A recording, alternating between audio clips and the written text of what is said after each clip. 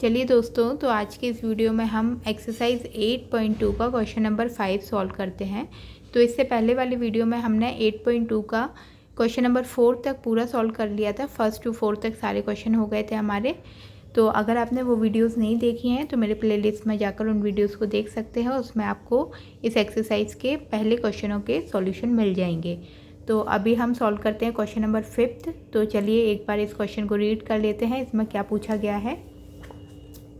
तो देखिए, क्वेश्चन हमारा इस प्रकार से है कि एक ये आकृति दी गई है। इसमें बोला है एक समांतर चतुर्भुज ABCD में E और F क्रमशः भुजाओं AB और CD के मध्य बिंदु हैं। तो दर्शाइए कि रेखाखंड AF और EC विकर्ण BD को समत्रिभाजित करता है। तो इन्होंने बोला है कि हमें इसमें शो करना है कि AF और EC जो विकर्ण हैं वो इस BD विकर्ण को समत्रिभाजित यानी कि 3 भागों में बांटता है। तो 3 भाग कौन से होगा इसके? BQ, QP और PD। तो ये हमें सिद्ध करना है कि ये तीनों भाग इसके बराबर हैं।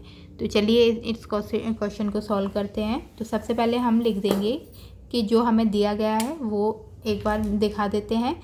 तो हमें क्या बताया है कि ABCD एक समचतुर्भुज है। तो इधर लिख देंगे कि ABCD एक समचतुर्भुज है, एक समचतुर्भुज है। इसके साथ में बोला है उन्होंने कि E और F क्रमशः भुजाओं AB और CD के मध्य बिंदु हैं। तो E और F क्रमशः भुजाओं AB और CD के मध्य बिंदु हैं।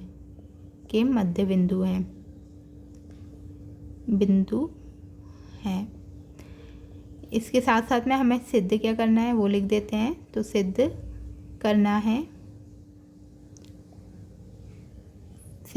है कि AF यानी कि AF और EC जो है वो विकर्ण BD को समत्रिभाजित करता है। AF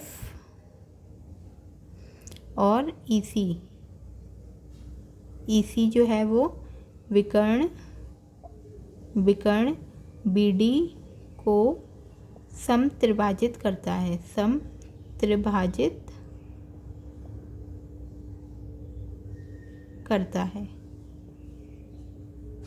इतना हमें सिद्ध करना है। तो अब उत्पत्ति लिख लेते हैं, यानी कि प्रमाण।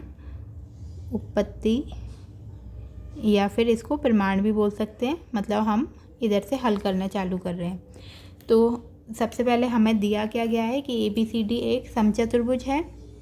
तो ABCD एक समचतुर्भुज है।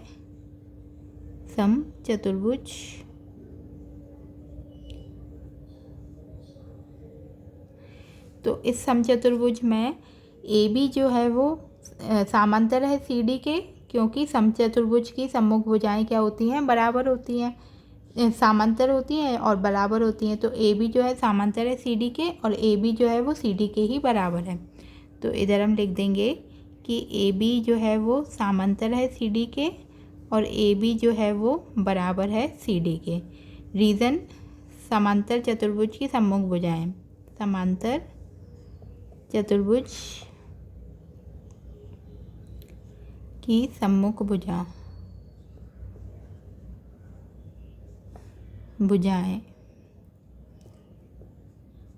ठीक है। तो AB जो है वो समांतर है CD के और बराबर है CD के। तो अभी हम इसका 2 भागों में डिवाइड किया है, AE और BE। इसी प्रकार से इसको भी 2 भागों में डिवाइड किया है, DF और CF। तो या तो हम इसको हाफ बोल सकते हैं या फिर हम क्या लिख सकते हैं इसको कि दोनों तरफ AB और जो CD है दोनों तरफ 1/2 का भाग कर देंगे। तो 1/2 AB बराबर 1/2 CD, यानी कि 2 से भाग देने पर दोनों तरफ। तो अगर हम दोनों तरफ 2 से भाग दे देंगे तो AB का आधा कितना हो जाएगा? AE या फिर BE। तो हम इधर से AE को ही ले लेते हैं और इसी प्रकार से DC का आधा क्या हो जाएगा? डी एफ या फिर सी एफ। तो इधर से हम ले लेते हैं सी एफ को। तो ए बी आधा हाफ ऑफ ए बी कितना हो जाएगा ए ई, और हाफ ऑफ सी डी कितना हो जाएगा सी एफ। ठीक है, तो हमने ये इतना ले लिया और इधर से इतना ले लिया। तो जब ए ई बराबर सी एफ है तो ए ई बराबर ए ई समांतर हो जाएगा सी एफ के। क्यों? क्योंकि ए बी जो है वो सी डी के भी समांतर है, तो ए ई और सी एफ भी तो इनके भाग ही हैं, तो इन भुजाओं के भाग हैं, तो ये भी आपस में समांतर होंगे। तो तथा ए जो है वो समांतर है सी एफ के। रीज़न लिख देंगे क्योंकि ए बी जो है वो समांतर है सी डी के। तो इतना हमारा हो गया। अब इसके बाद हमें क्या करना है कि जब ये समांतर है इसके, तो ये क्या हो गया, एक समांतर चतुर्भुज हो गया। कौन कौन सा? ए ई सी एफ एक समांतर चतुर्भुज हो जाएगा। क्यों? क्योंकि ये इसकी दो सम्मुख भुजाएं समांतर सिद्ध कर दी हमने, समांतर और बराबर सिद्ध कर दिया एक युग्म को। तो अतः ए ई सी एफ एक समांतर चतुर्भुज है,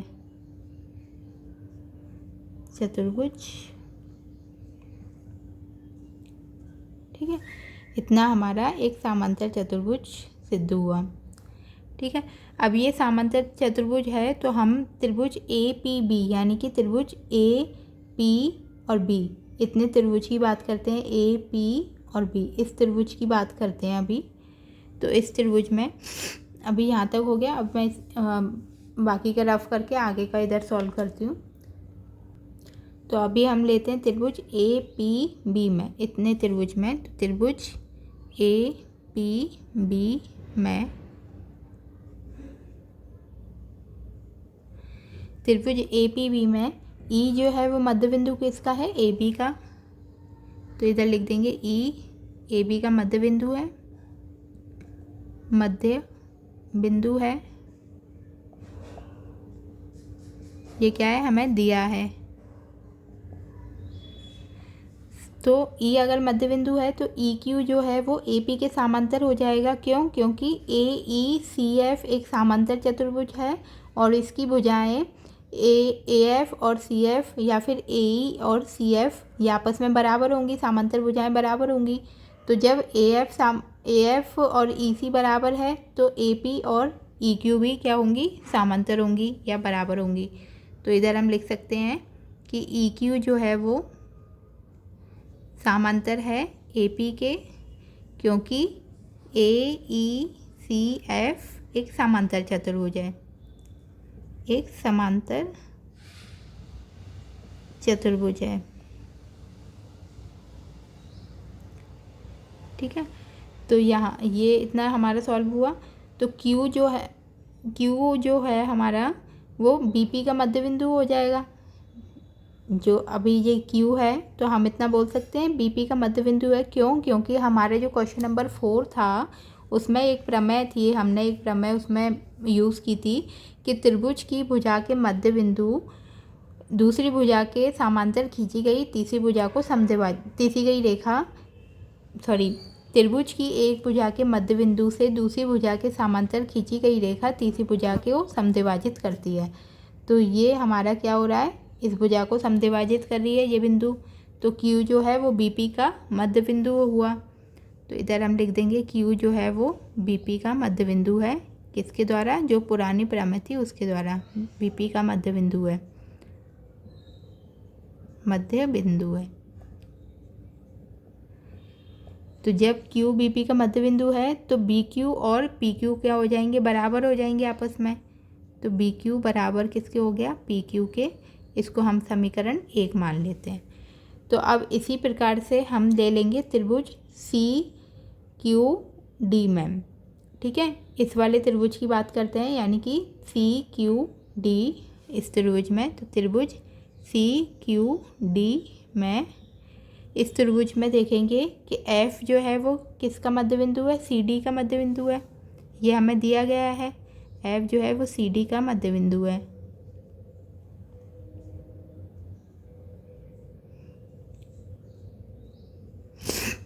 ये क्या है, हमें दिया है। ठीक है, तो इसी प्रकार से जो पी एफ है वो क्यू सी के भी समांतर हो जाएगा। जो हमने इधर सिद्ध किया था कि ई क्यू ए पी के समांतर है, इसी प्रकार से पी एफ जो है वो क्यू सी या फिर सी क्यू के समांतर हो जाएगा। तो पी एफ जो है वो समांतर है हमारा क्यू सी के, क्योंकि वही रीज़न है, ए ई सी एफ एक समांतर चतुर्भुज है, एक समांतर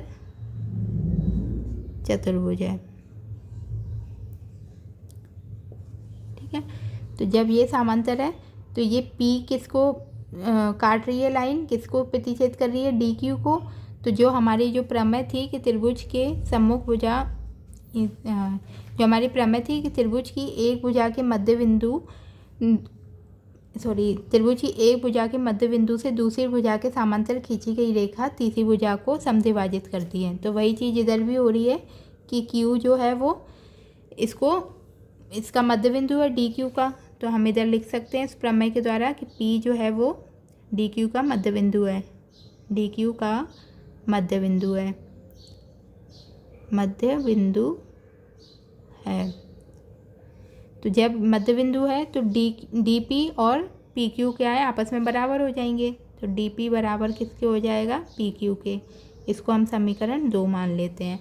अब समीकरण 1 व 2 से, समीकरण 1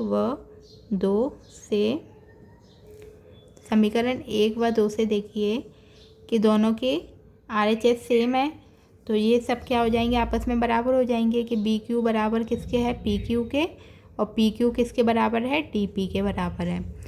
तो जब ये इतना आपस में बराबर है तो अतः ए एफ जो होगा, यानी कि ए एफ जो इतना हमने सिद्ध कर दिया कि बी क्यू किसके बराबर है, पी क्यू के, और पी क्यू किसके बराबर है, डी पी के। यानी कि ये पूरी लाइन में जितने भी पॉइंट दिए गए हैं सब आपस में बराबर हैं।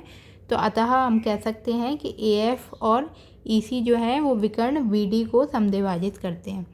अतः ए एफ और ई सी विकर्ण बी डी को समद्विभाजित करते हैं, समद्विभाजित करते हैं। तो यहाँ पर हमारा क्वेश्चन नंबर 5 कंप्लीट होता है।